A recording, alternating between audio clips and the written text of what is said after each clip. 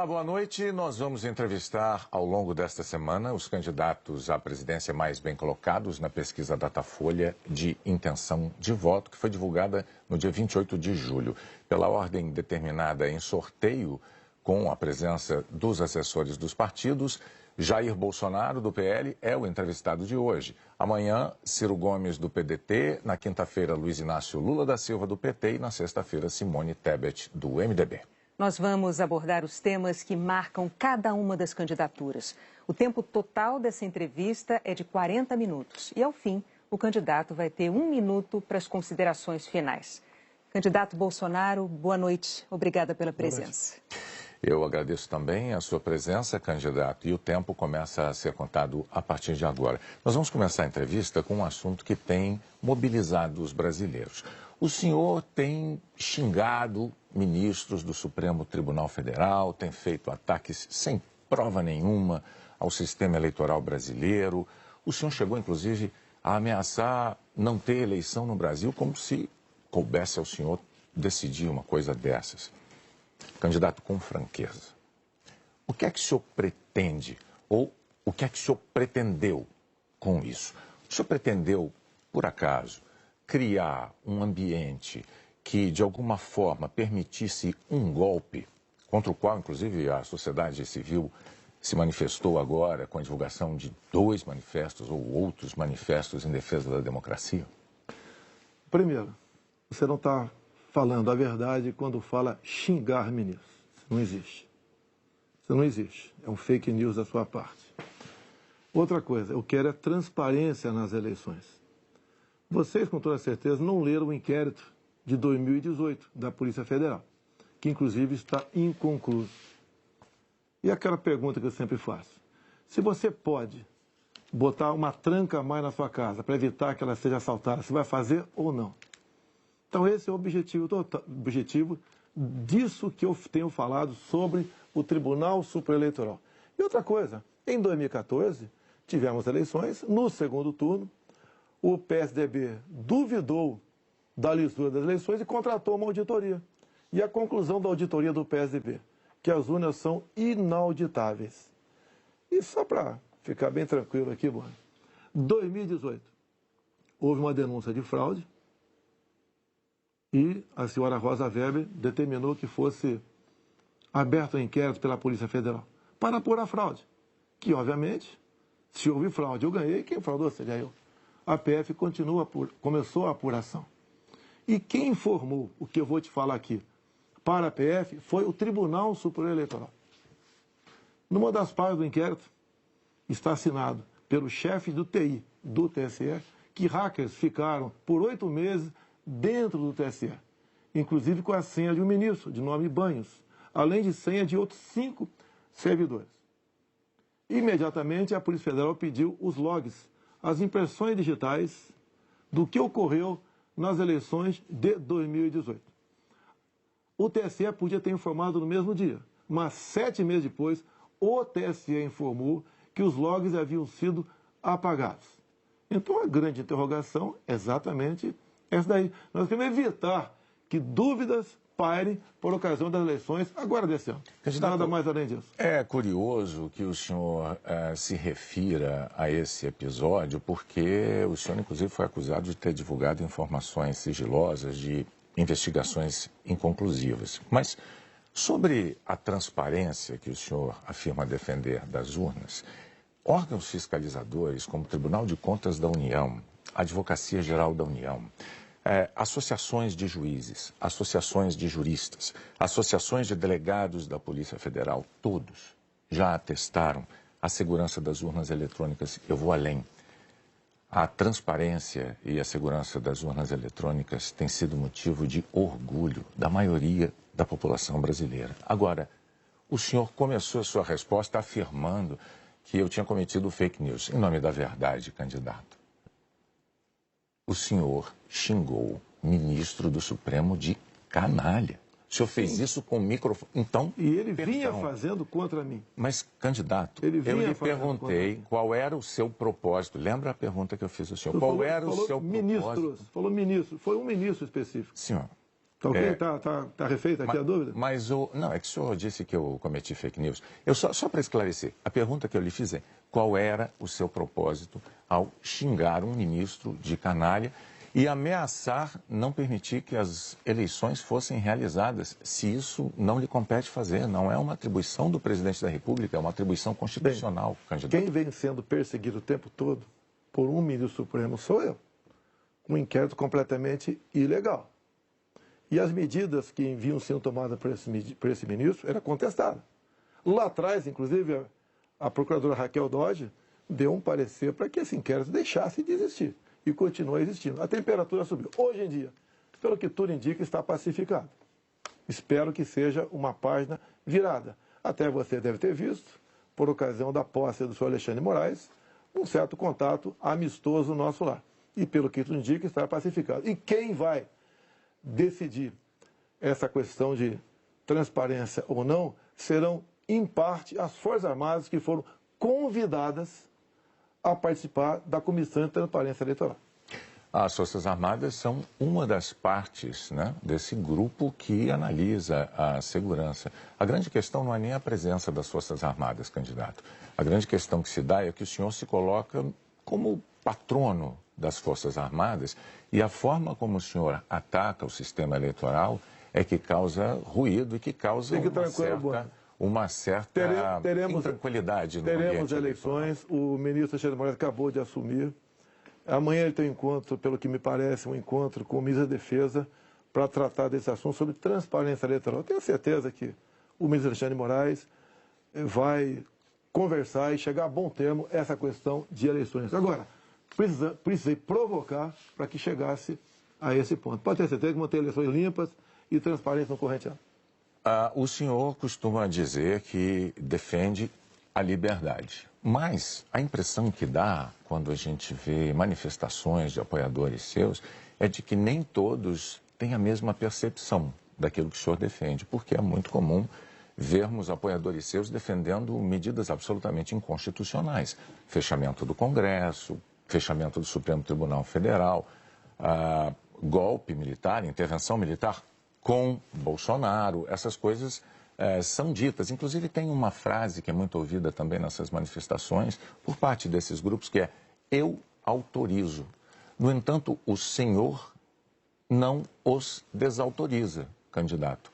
Isso não é uma sinalização ruim dessa parcela de apoiadores? Você vê as manifestações nossas sem qualquer ruído. Uma lata de lixo sequer virada nas ruas.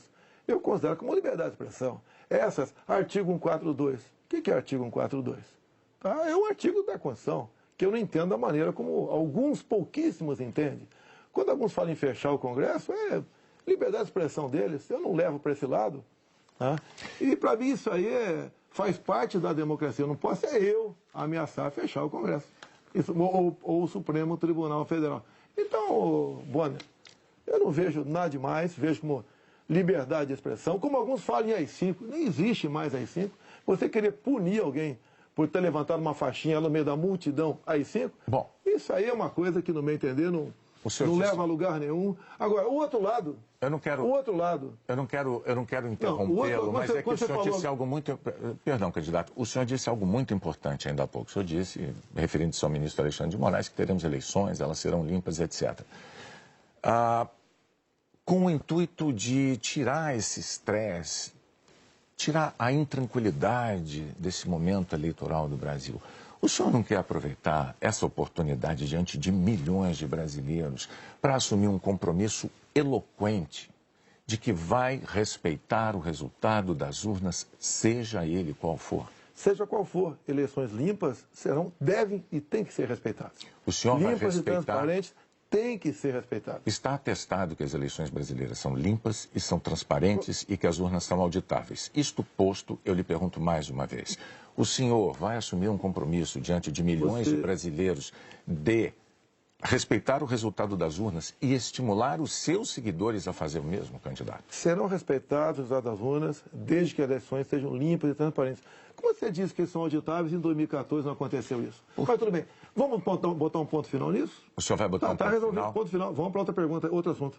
Então, vamos respeitar outro nós temos uma declaração importante do candidato Bolsonaro assumindo publicamente o respeito ao resultado das urnas de outubro. Renata. Pandemia, candidato. Nos momentos mais dramáticos, o senhor imitou pacientes de Covid com falta de ar. Sobre as mortes, o senhor disse, e daí, eu não sou coveiro? O senhor estimulou o uso e usou dinheiro público para comprar medicamento comprovadamente ineficaz contra a Covid. O senhor desestimulou a vacinação. O senhor não teme ser responsabilizado, senão pelos eleitores, pela história? Olha, nós compramos mais de 500 milhões de doses de vacina. Só não se vacinou quem não quis. Eu acho que vocês dois se vacinaram. Comprada por mim. E em tempo bem mais rápido que outros países, que isso não tinha no mercado. Não poderia eu, num primeiro momento, por exemplo, falar que devíamos assinar certos contratos, como por exemplo com a Pfizer, onde a Pfizer não garantia a entrega da vacina. A primeira vacina no mundo foi dada em dezembro de 2020. Em janeiro, nós já estávamos vacinando no Brasil. Então fizemos a nossa parte e o grande erro disso tudo foi um trabalho forte da grande mídia, entre eles a Globo, desestimulando os médicos a fazerem o tratamento precoce, que isso é conhecido como uma liberdade do médico. Quando algo é desconhecido, como até hoje é desconhecido ainda os efeitos possíveis, efeitos colaterais da vacina, desaconselhar, inibir, ameaçar, caçar o registro de médicos. Isso que foi errado feito durante a pandemia. Mas, candidato, o senhor desestimulou a vacinação. Isso não tem nada a ver com liberdade. O senhor chegou a dizer que quem tomasse a vacina poderia virar jacaré. Mas o senhor associou a vacinação ao vírus da AIDS. E mais, quanto às vacinas, a Pfizer esperou 93 dias por uma resposta quando a empresa procurou o governo para tratar de vacina. A Coronavac, o senhor desautorizou o ministro e chegou a suspender a compra da vacina. Não houve suspensão da minha parte. A questão da Pfizer. No contrato da Pfizer estava escrito: não nos responsabilizamos por qualquer efeito colateral. Outra coisa, a Pfizer não apresentou quais seriam os possíveis efeitos colaterais. Eu usei uma figura de linguagem: jacaré. Figura de linguagem? Sim. Você acha que é o caso de brincadeira? Não é brincadeira isso. Isso faz parte da literatura portuguesa. Então, brincadeira é, num momento difícil para o Brasil, a imprensa desautorizar os médicos pela sua liberdade de clinicar. Esse foi o grande problema. E outra coisa, eu não errei nada do que eu falei. Eu falei nisso da pandemia, que nós devíamos tratar dos idosos, pessoas com comorbidade, e o resto da população trabalhar. Isso eu falei e não errei. Hoje, muitos países já falam que o lockdown foi um erro, que as pessoas se contaminavam muito mais em casa do que nas ruas. E outra coisa, se falava em fazer o que o lockdown? Lockdown 1 mês, 2 meses no máximo para achatar a curva. Durou mais de um ano o lockdown. E até hoje continua gente falecendo por Covid. Ou seja, o lockdown serviu sim para atrapalhar a nossa economia e contaminar mais pessoas ainda em casa. Candidato, mas as medidas socioeconômicas importantíssimas, elas foram adotadas por governos no mundo inteiro justamente para sustentar o fique em casa no pico da pandemia, fique em casa se puder. Para que as pessoas pudessem proteger a própria vida e, ao mesmo tempo, receber um amparo econômico. Para evitar o colapso dos hospitais, aliás, como nós vimos em Manaus. Pessoas morrendo com falta de oxigênio por um erro de logística e gestão do seu ministro da Saúde. Negativo. Menos de 48 horas estavam chegando já cilindros lá em Manaus. Lá foi uma coisa atípica, anormal, que aconteceu de uma hora para outra. Menos de 48 horas, cilindros começaram a chegar em Manaus de alguns pontos do Brasil. Fizemos a nossa parte em Manaus.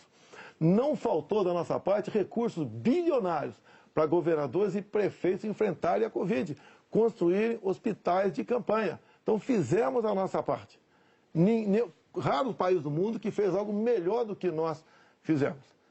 E o resultado, até o OMS reconhece isso daí. Fizemos a nossa parte. O senhor mencionou 48 horas, o fato é que Manaus ficou uma semana, mais de uma semana, 9 dias, sem receber o apoio as pessoas com falta de oxigênio nos hospitais. Não é verdade isso. Agora, não é verdade. Candidato, sobre o seu comportamento, com as frases que eu mencionei, imitando pacientes com falta de ar, muitos viram isso como um sinal de falta de compaixão. Eu queria que você botasse no ar eu imitando falta de ar. Realmente... Mas falta de compaixão... Então você começou a mudar. Desculpe, você começou a mudar, tudo bem. Para eu completar a minha frase, muitos viram isso como uma falta de compaixão, de solidariedade com os doentes, com as vítimas, com os parentes das vítimas. O senhor se arrepende? A solidariedade, eu me manifestei conversando com o povo nas ruas, visitando a periferia de Brasília, vendo pessoas humildes que foram obrigadas a ficar em casa sem ter um só apoio do governador ou prefeito. Isso que aconteceu. E nós fizemos exatamente o quê? Demos o auxílio emergencial imediatamente. 68 milhões de pessoas humildes começaram a receber o auxílio emergencial. Eles estavam condenados a morrer de fome dentro de casa. O senhor não se arrepende das declarações? Ou ir para as ruas, fazer o que não queriam. Poderiam ter um caos na rua, caos porque as pessoas com fome iam para a rua. Criamos imediatamente o auxílio emergencial. Fizemos a nossa parte. Demos tanto dinheiro para governadores e prefeitos que a gente não tem notícia de eles terem atrasado folha de pagamento ou até mesmo 13º. E quando tivemos a oportunidade de investigar fraudes, aquela CPI do circo feita por Renan Calheiros, Omar Aziz e Randolfo Rodrigues, não quiseram investigar os desvios de recursos enviados para 9 governadores do Nordeste. Fizemos a nossa parte e tratei com muita seriedade essa questão. Agora, não adotei o politicamente correto. Não estimulei. Inclusive, o que eu falei é que quando foi decidido o que era essencial, o trabalho essencial, eu falei, deve ser todo aquele necessário para o homem ou a mulher levar o pão para dentro de casa. A própria MS concordou comigo nessa questão. Então o senhor chama isso de politicamente incorreto? O senhor não se arrepende do seu comportamento, das frases que fez, imitando pessoas com falta de ar, como solidariedade com as famílias que sofreram? Você acabou de falar que eu não imitei falta de ar e voltou a falar em falta de ar novamente. Você voltou a falar em falta de ar novamente. 700 mil mortos. A minha pergunta é muito específica. O senhor se arrepende Lamento as mortes. Não tem que não perder um parente, um amigo. Lamento as mortes. Agora, não poderia ser tratada a Covid da forma como começou a ser tratada. E quando você fala em tratamento precoce, lembre-se que no protocolo do Mandetta tinha o tratamento precoce lá, mas só em casos graves, onde eu não concordei com ele. No início, o protocolo do Mandetta era vá para casa. Quando sentir falta de ar, procura um hospital. Eu falei, procurar para quê se não tem remédio? E não tinha vacina também naquele momento. Bom, vamos falar de economia? Eu só queria observar, a Renata não retirou observação sobre o fato de o senhor ter imitado pessoas com falta de ar. Ela disse, não. Ela disse que o senhor imitou gente com falta de ar e que faltou também a solidariedade. Foram as duas coisas. E o senhor não respondeu mas, candidato, o senhor já deixou claro que o senhor acha que mais brasileiros se contaminaram por ficar dentro de casa sem se expor. Não, o senhor disse isso. Nova York mostra isso aí. O senhor disse isso. Então, vamos agora para a economia. Dentro de casa que fora de casa. Vamos para a economia. Vamos para a economia, que é um tema que o senhor também gostaria de abordar certamente. Em 2018, como candidato, o senhor disse assim, numa entrevista: eu sei do que é que o povo precisa. Inflação baixa, taxa de juros menor, dólar menor. Aí veio o seu governo, os juros básicos da economia dobraram, a inflação mais que dobrou, o dólar que estava em R$ 3,90 está em mais de R$ 5,00. É verdade que tudo isso se deu num cenário de pandemia e num cenário também de guerra na Ucrânia. Ocorre que esse cenário não mudou, não é? A pandemia não acabou, infelizmente, e a guerra da Ucrânia é uma realidade ainda. Pergunto, candidato, qual é o seu plano, uma vez reeleito, para cumprir num segundo mandato as promessas que o senhor fez em 2018 para a economia? Primeiro, as promessas foram frustradas pela pandemia, por uma seca enorme que tivemos no ano passado e também pelo conflito da Ucrânia com a Rússia. Se você pegar os dados de hoje, você vê o Brasil como talvez o único país do mundo com uma deflação. Um país onde vai ter uma inflação menor do que, por exemplo, a Inglaterra, menor que os Estados Unidos. Você vê também que a taxa de desemprego tem caído no Brasil. Os números da economia são fantásticos, levando-se em conta o resto do mundo. Nós não podemos... Se fosse apenas o Brasil com esses problemas, eu seria o responsável. O que nós pretendemos fazer? É continuar exatamente na política que vinham fazendo desde 2019. A grande vacina a favor da economia em 2019 foram reformas, como, por exemplo, da Previdência.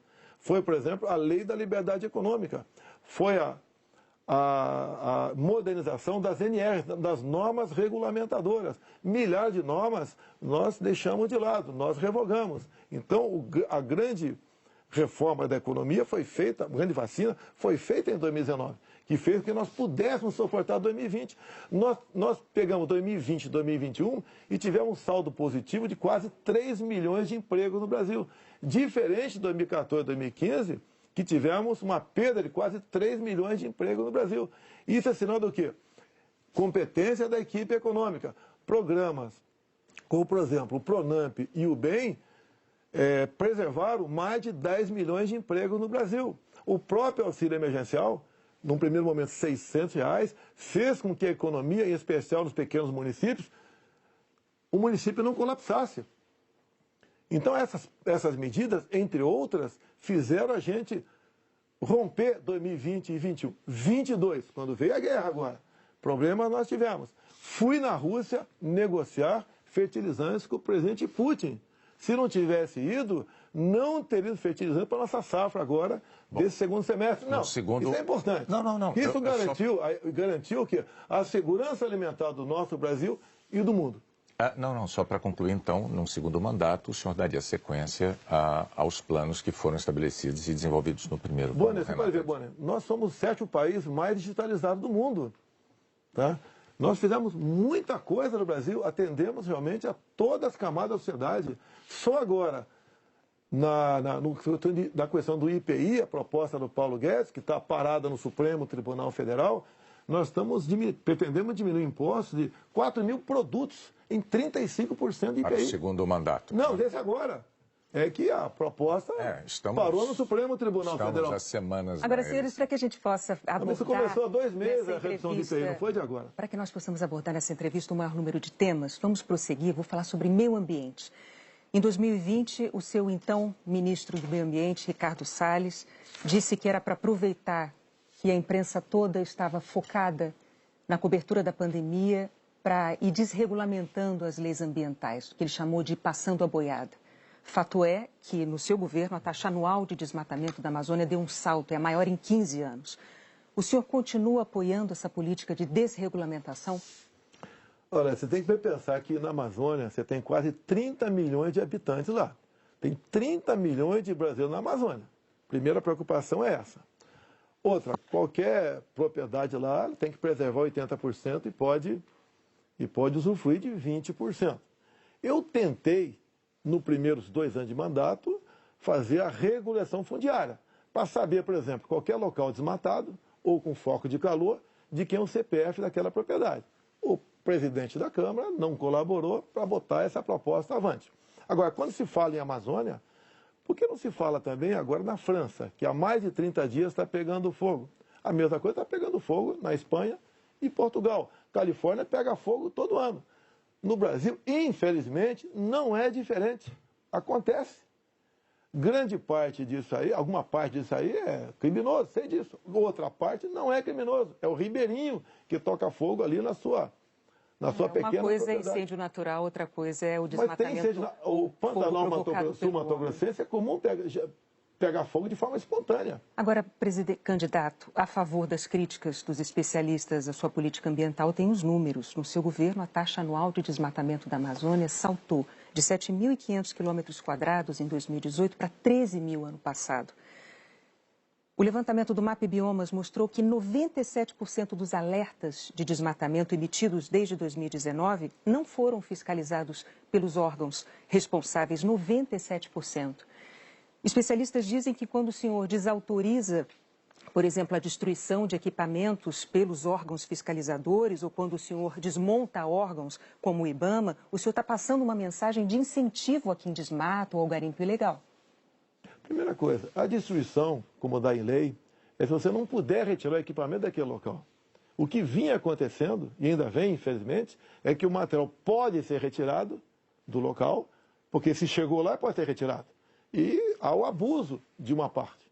E como eu disse para você, tem locais... De qual parte? Tem locais na Amazônia ali que é permitido Mas desculpa, eu não entendi. Abuso de qual parte do órgão fiscalizador? Sim, por parte do IBAMA. Sim. Por que, candidato? O que seria um Mas abuso o seguinte, do IBAMA o que diz a lei? Na defesa da floresta O que diz a lei? Um trator, por exemplo, você tem que tocar fogo se não puder retirar daquele local. E muitas vezes o pessoal do IBAMA faz? Toca fogo mesmo podendo retirar o material de lá. Mas a quem interessa defender a posse de um trator utilizado para derrubar árvores na Amazônia, candidato? Mas não está derrubando árvore na Amazônia, está derrubando em áreas, muitas vezes... Mas a lei não fala se um local é permitido ou não. A quem interessa, candidato? A lei não fala. Tem sido destruído, vem ser destruído. A minha orientação é cumprir a lei. Nada mais além disso. E os órgãos fiscalizadores... Olha só, a Amazônia é do tamanho da Europa Ocidental. Ali na Amazônia cabe uma Alemanha, cabe uma França, cabe uma Itália, cabe um Portugal, cabe um montão de países. Você pensa que fiscalizar, evitar que pegue fogo Mas é só assim, para vamos entender, lá? então, sobre a desautorização dos órgãos fiscalizadores para destruir equipamento apreendido. Não desautoriza, mando cumprir a lei. A lei fala que se o material pudesse retirar de lá, assim como entrou, não é para ser destruído. Mas com que propósito mesmo? Eu não entendi. Cumprir a lei. Propósito, cumprir a lei. Lá dentro, eu tenho aqui uma aspas. Tem quase 30 milhões de pessoas que têm que sobreviver. Eu tenho aqui uma aspas em que o senhor diz que não é para queimar nada, maquinário nem trator. Mas vamos adiante, o fato é que, sobre o meio ambiente, em 2018, o mundo tinha uma visão sobre o compromisso ambiental do Brasil. Hoje, o mundo vê o Brasil como um destruidor de florestas. Num segundo mandato, o que o senhor vai fazer para mudar essa imagem? Primeiramente, destruidor de florestas. É uma mentira. Ninguém quer destruir floresta, né, por livre e espontânea vontade. O acordo Mercosul-União Europeia estava travado. Com os problemas agora da guerra, Ucrânia, Rússia, a União Europeia quer acelerar o acordo conosco para o Mercosul. Dizer mais, a Alemanha está usando combustíveis fósseis. Por quê? Se eram os países que diziam que nós devíamos cada vez mais buscar aí energia limpa. Concordo com eles, mas a realidade é outra completamente diferente. Não é a realidade aquilo que a gente acha que deve ser, é o que tem que ser. Países da Europa já estão em contato conosco, por exemplo, atrás do hidrogênio verde. O Brasil será uma grande potência fornecedora de energia hidrogênio verde. Como já temos acertado, né, no limite máximo, temos até o equivalente a 50 Itaipus na costa do Nordeste. E nós vamos exportar esse hidrogênio verde para a Europa toda. Ou seja, o Brasil é um exemplo para o mundo. Quando você pega, está na minha frente por coincidência aqui, por exemplo, as áreas reservadas em países outros para agricultura, não é pecuária, é agricultura. Somente a União Europeia é de 45% a 65%. Você pega países como a Alemanha, 56% para a agricultura. Então, você pega o Reino Unido, 63% para a agricultura. O Brasil preserva 2/3, 66% da sua área verde. O Brasil não merece ser atacado dessa forma. Porque, no fundo, há um interesse no agronegócio. É deixar o Brasil de lado. Agora, cada vez mais o mundo vê, como a própria presidente do OMC disse, há 2 meses, 3 meses atrás, disse o quê? Que o mundo, sem o agronegócio do Brasil, passa fome. Ou seja, a realidade está aí. Vamos ver se o Brasil consegue mudar essa imagem. Vamos tentar mudar, sim. Bom, vamos falar de política agora, candidato. Muito importante isso agora. Está também nas atenções por motivos claros. Em 2018, o senhor candidato à presidência, o senhor se apresentava como o candidato da antipolítica e o candidato contra o Centrão. Na convenção do seu partido, o general Heleno chegou a cantar se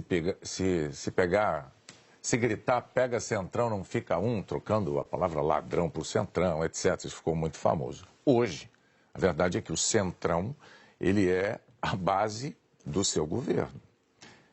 Na semana passada, quando o senhor estava saindo lá do Palácio da Alvorada, inclusive o senhor enfrentou lá um incidente com aquele youtuber que foi cobrar do senhor essa aliança do seu governo com o Centrão.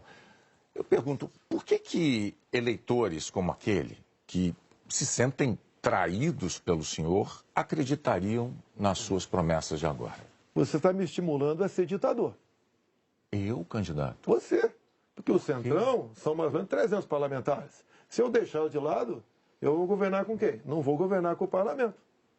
Então você está me estimulando a ser um ditador. São 513 deputados. 300 são de partidos de centro, pejorativamente chamados de centrão. O lado de lá, os 200 que sobram, é o pessoal do PT, PCdoB, PSOL, Rede. Não dá para você conversar com eles. Até eles não teriam número suficiente para aprovar sequer um projeto de lei comum. Então, os partidos de centro fazem parte, grande parte, da base do governo para que nós possamos avançar em reformas. Como temos avançado em muitas coisas. Como, por exemplo, através do Centrão, nós conseguimos o Auxílio Brasil de R$ 600 para 20 milhões de famílias.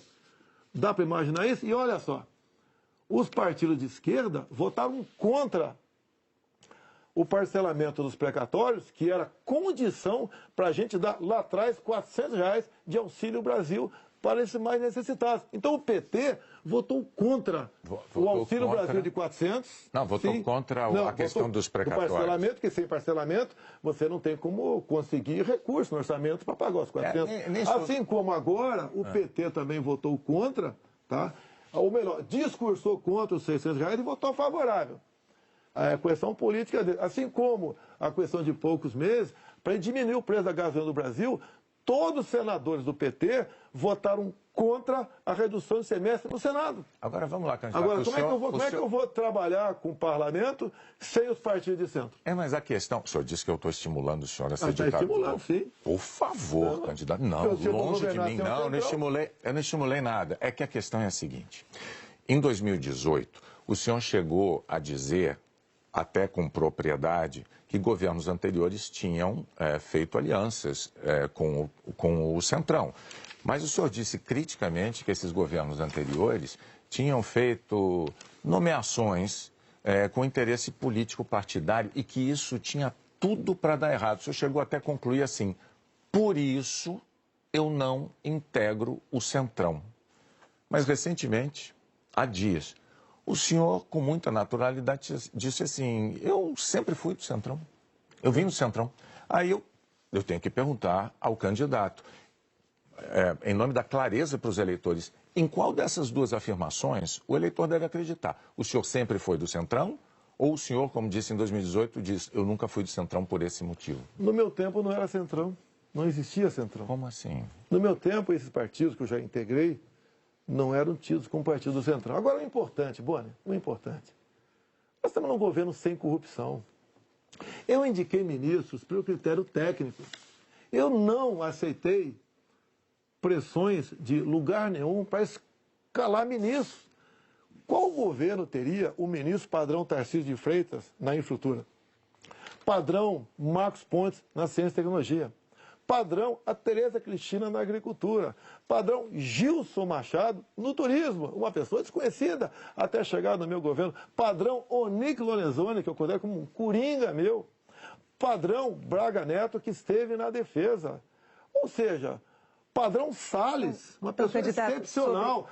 Padrão atualmente o ministro Juca, do Meio Ambiente. Então essas pessoas que deram um impulsionamento ao governo. Estamos governando com competência e sem corrupção, porque não tem indicação política para esse ministério. Citou vários ministros, então aproveitando a deixa, eu vou falar de um tema importantíssimo para o futuro do Brasil, que é a educação. No seu governo, o senhor indicou 5 ministros diferentes. Um deles caiu justamente por um escândalo de ter beneficiado pastores com dinheiro da educação e diz que foi a seu pedido no caso de um dos pastores. Qual é a dificuldade de escolher um bom ministro da educação? Por muitas vezes, depois que a pessoa chega, a gente vê que ela não leva jeito para aquilo. Não foi só da educação. Ele teve acusação. Ele teve morte de prisão. Ele foi preso, inclusive. Agora, conseguiu o habeas corpus logo em seguida. Agora, fiquei sabendo depois, né, que o Ministério Público do DF foi contra a prisão dele. Agora, veja só... Foi contra a prisão dele. Por quê? Não tinha nada contra ele. Se tiver hoje em dia, é outra história. Até aquele momento não tinha nada. A questão de ter 2 pastores, um que está no gabinete dele, qual é o problema? Agora, se ele faz besteira, se essa pessoa... Agora, nós começamos a investigar o caso dos pastores. Não foi a Polícia Federal. Nós começamos a investigar com a CGU. Agora, só na área da educação, O primeiro-ministro escolhido pelo senhor caiu depois de 3 meses porque, por causa de um escândalo, pediu que professores gravassem slogans de campanha seu. O segundo ministro praticamente fugiu do Brasil depois de ter insultado ministros do Supremo. O terceiro ministro nem chegou a assumir porque maquiou o próprio currículo. O quarto ministro envolvido num escândalo de corrupção. Quais são os critérios que o senhor usa para escolher um ministro de uma área tão vital para o futuro do país? As pessoas se revelam quando chegam. Atualmente, eu tenho um excelente ministro da Educação. Não acontece, é igual um casamento, muitas vezes. Mas o senhor concorda que essa alta rotatividade prejudica? O ideal era não ter rotatividade nenhuma, mas acontece. Outros ministros foram trocados também. Bom, por vários motivos. Agora, depois desse escândalo do MEC... que escândalo do MEC, Boni? A saída do ministro... Mas a saída é escândalo, MEC? Não é escandaloso, candidato. Um ministro destinar dinheiro da educação para 2 pastores, dizendo que o presidente da República indicou um deles. Cadê o duto cadê o duto do dinheiro vazando ali? Cadê o dinheiro? Candidato, não sabemos. Cadê o dinheiro aparecer? Você não sabe? E está me acusando? Não, está acusando o Milton por isso? O senhor tem todo o direito de achar que não foi um escândalo. Nós vamos adiante. Depois do caso do ministro Milton Ribeiro no MEC, o senhor atenuou um pouco o seu discurso de que não havia corrupção no seu governo. Antes não tinha corrupção. Hoje, o senhor diz que os casos pipocam. Os casos pipocam de corrupção no seu governo. Bom, ao mesmo tempo, vão se acumulando denúncias de interferências suas na Polícia Federal, que é um órgão de Estado, não é um órgão de governo, e um órgão de Estado que o senhor prometeu prestigiar. Como é que o senhor explica para o eleitor essa mudança da sua postura da eleição de 2018 para cá, candidato? Primeiramente, quem me acusou de interferência na PF foi o ex-ministro Sérgio Moro. Falou que a prova da interferência estava numa sessão reservada nossa. Bem, eu não queria, a sessão foi gravada, eu não tinha obrigação de entregar ali a fita. O senhor teve 4 diretores gerais da Polícia Federal e a cada eu não tinha obrigação de entregar a fita. Entreguei a fita.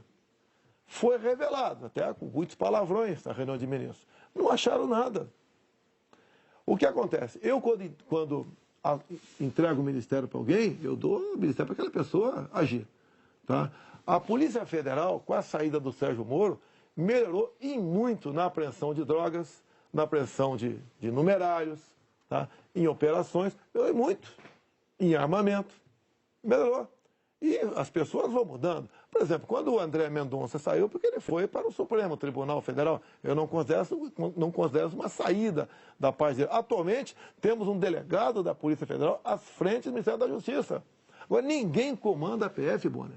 Se pudesse comandar, o Lula teria comandado, a Dilma, o Temer, seja lá quem for. Ninguém consegue comandar a polícia dessa forma como você está falando aí. É que a Associação dos Delegados da Polícia Federal divulgou recentemente um documento com críticas, né?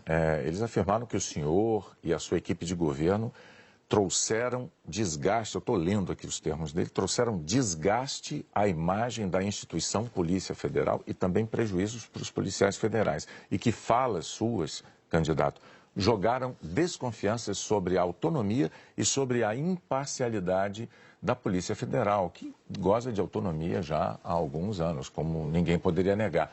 Qual é a sua posição, então, diante de um documento com uma queixa, uma acusação como essa da Associação Nacional dos Delegados? Então, primeiro, acabar de confirmar que não tem interferência, porque gosta de autonomia.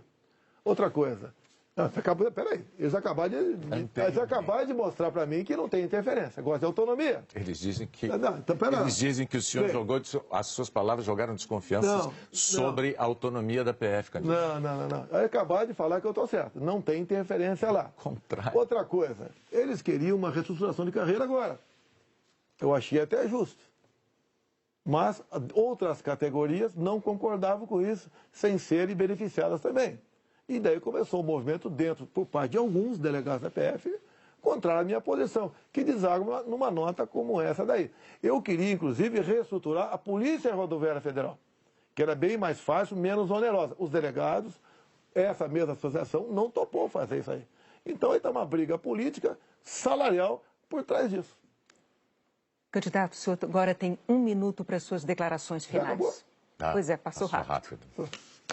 Eu queria ficar algumas horas com vocês aí. Tá? Quando o senhor começar, a gente começa a contar o tempo. Vamos lá. O que eu tenho a falar para a população brasileira? Peguei o Brasil numa situação crítica, na questão ética, moral e econômica. Começamos a trabalhar, tá?